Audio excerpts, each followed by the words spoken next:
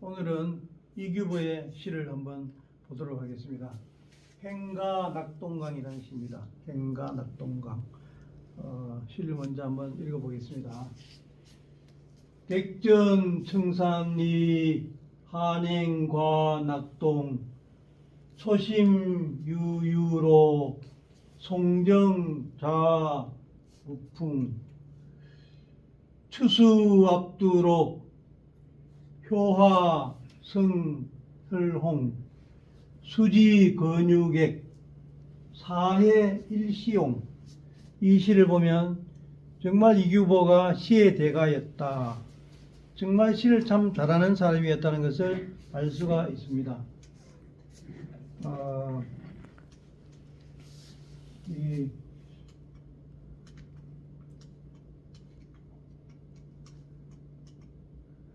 백전청산입니다. 백전청산이 한가 한행과 낙동.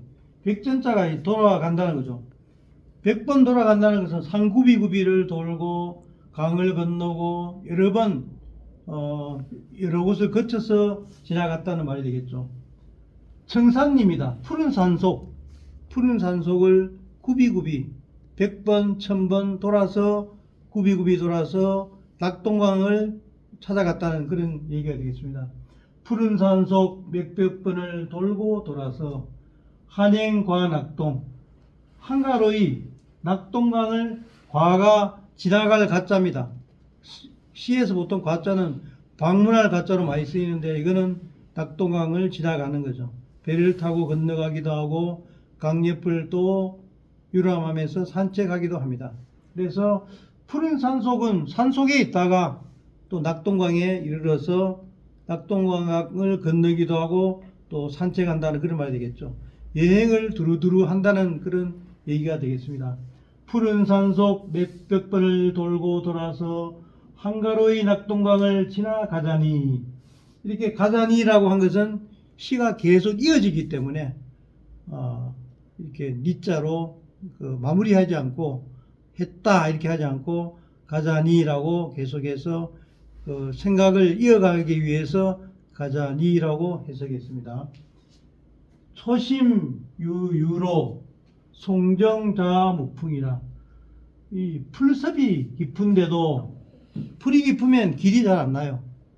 풀이 깊으면 사람이 잘 다니지 않으니까. 그런데도 유자는 오히려죠. 오히려 길은 나 있고, 그 풀이 깊어도 낙동강 가가 굉장히 경치가 좋아서 사람들이 다녔다는 것을 저걸 보고 알 수가 있겠죠.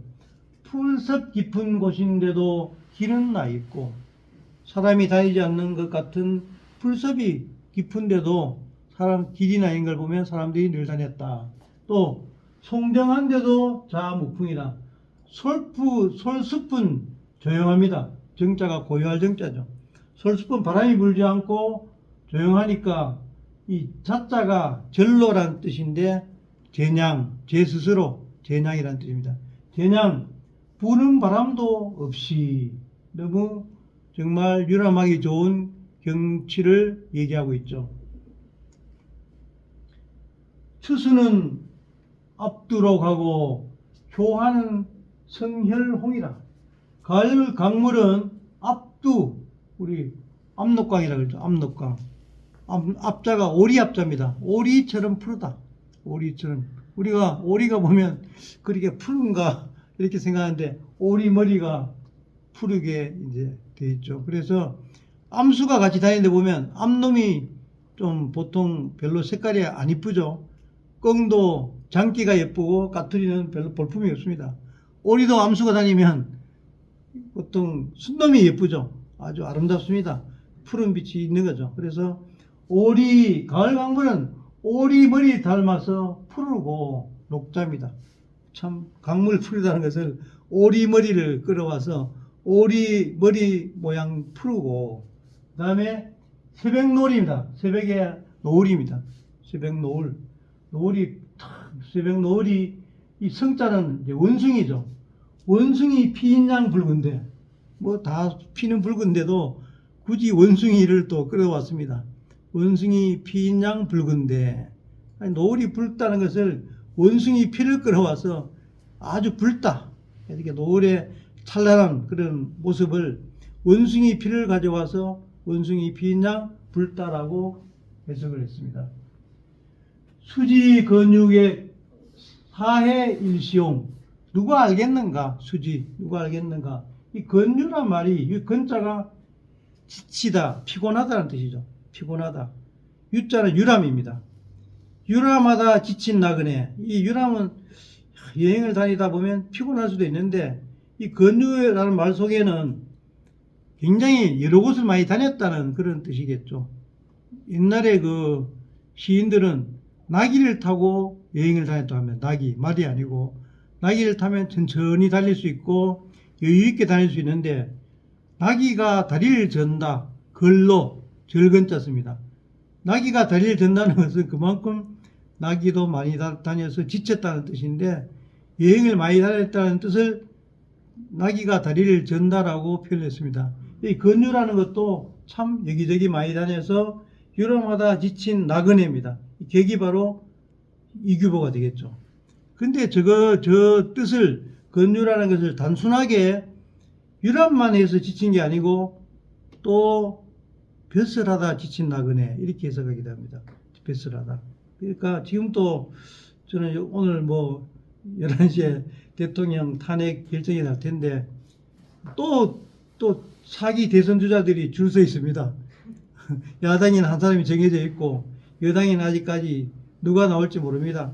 서로 앞으로 나라를 운명을 걸머지겠다고 나서는데 이 근유를 좀 알았으면 좋겠어요. 그래서 벼슬하는 게 얼마나 힘든 일인지, 또 대통령이 돼도 또 임기를 제대로 채울지, 또 국민들의 존경을 받는 대통령이 될지 아무도 장담 못합니다. 근데 서로 자기들이 지자체 장을 하고 있는데도 그 임기를 마치기 전에 내가 나가야 된다, 내가 나라를 구하겠다, 이렇게 나서는 사람들 보면 참 욕심도 많다, 좀 자제했으면 좋겠다, 이런 생각이 많이 들고 있습니다. 임기를 채워야죠. 채우고 정말 사람들의 뜻에 당신이 대통령 해라 하여 마지못해 나와야 되는데, 스스로 자청해서 나온 거는 이제 근유를 잘 모르는 것 같아요. 그죠? 벼슬이 얼마나 힘든 일인지, 지친 일인지 잘 모르고 그냥 자리가 탐나서 부귀영화를 누리기 위해서 나오려고 하는 게 아닌가, 뭐 여든 야든 저는 그렇게 생각합니다. 정말 등막 높은 사람들은 나오지 않습니다. 그냥 정말 나이가 들면은 분수에 맞게 그냥 좋은 곳을 다니면서 사람들과 어울려 다니면서 정말 편안하게 지내는 것이 더 좋을 텐데, 굳이 거의 70 노인이 아니면 80 다 돼가는 사람들이 정치하겠다고 나서는 것은 좀 오버하는 것이 아닌가, 이런 생각이 들기도 합니다. 그래서 사해 일시옵니다. 온천지입니다. 사해는 온천지죠. 온천지의 일시, 오로지 시만 짓는 늙은이인 걸. 그러니까 지친 나그네 바로 자신은 시를 짓는 것을 좋아하는 늙은이라고 스스로 얘기하고 있습니다. 이규보는 세 가지를 좋아했다고 합니다. 삼혹고 선생, 세 가지를 너무 좋아했다고 하죠. 삼혹고 선생, 시와 술과 검은고를 너무 좋아했다고 합니다. 시와 술과 검은고. 옛날 문인들은 시도 짓고 술도 좋아하고 또 검은고를 연주하면서, 옛날 기녀들만 한 것이 아니고 검은고를 스스로 연주하면서 풍류를 즐기면서 살아갔던 것 같습니다. 검은고 중에서 가장 이상적인 검은고가 어떤 검은고가 있습니까? 그냥 연주하지 않아도 무현금이 있습니다. 무현금. 오동나무를 안고 있어도 절로 검은고가 연주되는 그런 경지의 음악이 가장 아름다운 음악이 될 수 있겠죠. 무현금. 그래서 하여튼 뭐 이규보는 대단한 시인이었습니다. 자연에서 모든 것을 벗고 정신적인 자유를 만끽하는 시입니다. 이규보는 정말 요즘 말하면 최고의 시 짓는 능력으로 최고의 지위까지 올라가서 옛날 최씨 정권 하에서 부귀영화를 누리고 살았던 인물이면서 시에 대한 자부심이 엄청나게 강했던 여주이시입니다. 여주이신데 고려시대 때는 중인계급밖에 되지 않은데 이규보를 통해서 사대부로 올라간, 그러니까 고려중기부터 사대부가 서서히 등장하는데 이규보가 사대부의 등장을 알리는 그런 아마 문인이었던 것으로 논의되고 있습니다. 만세라고 외친 시라는 겁니다. 뱃을 하다가 이제는 마음껏 자유롭게 여행 다니는, 이렇게 사회에서 당당하게 외치는 시가 이 작품이라는 거죠. 그래서 나는 뱃을에 초연한 사람이다. 나는 심한 짓는 늙은이다.